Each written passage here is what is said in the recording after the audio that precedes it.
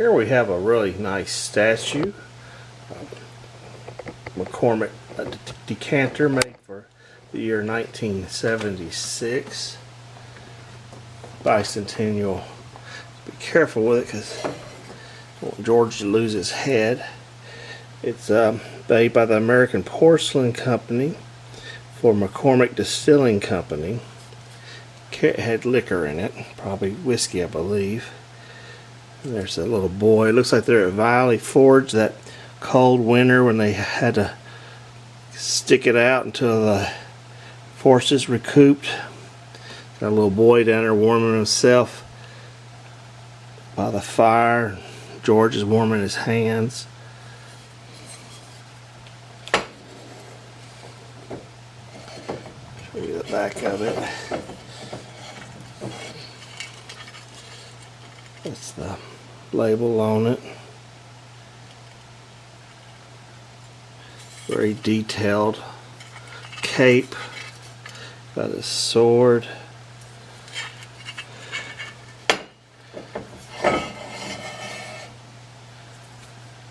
Head fits on right like that. His cork is so old it's pretty much gone. That's why his head has to be careful when you're handling them.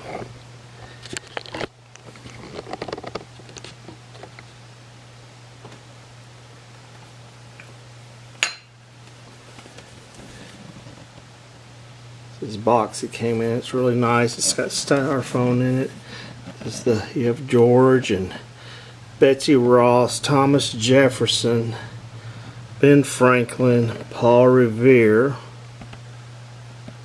Patrick Henry, John Paul Jones, and John Hancock are part of this collection.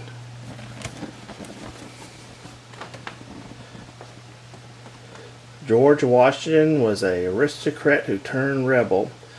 George Washington commanded the Continental Army, first president of the United States, the man who could possibly have been king but refused. He came through 200 years of American history as the father of his country.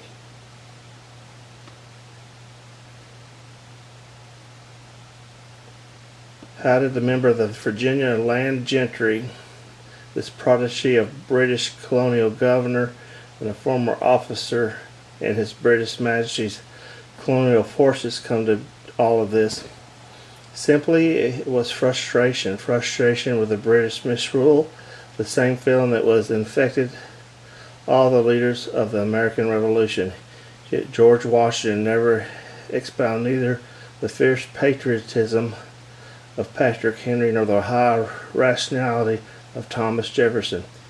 His public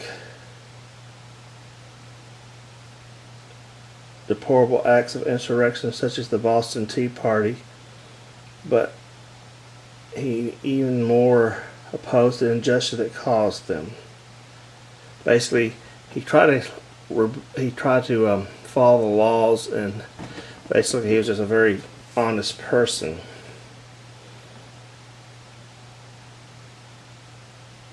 George was the Virginia delegation to the First Continental Congress. He went against the Second Continental Congress, where pleas of justice were abandoned and plans of rebellion were formulated. Here his experience in the French and Indian Wars and the Virginia military called into account when he was unanimously elected as commander of the Continental armies. So basically they knew he was a good soldier, an honest person, so he was charged of the military. And that's how, through his campaigning and victories, he eventually became the first president of the United States.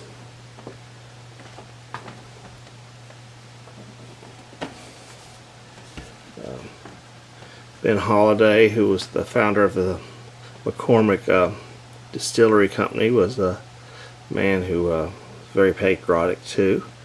So when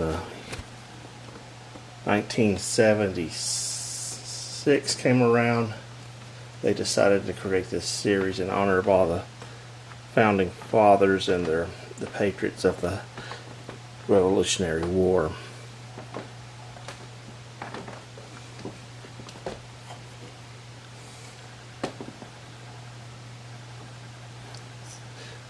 The colors and the outfits were all studied by the artists who made the porcelain sculpture, and they were very well done, detailed, and a lot of thought went into the making of these decanters.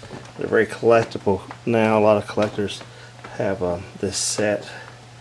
It's getting harder and harder to find, so just a very nice piece to add to your collection if you can find one.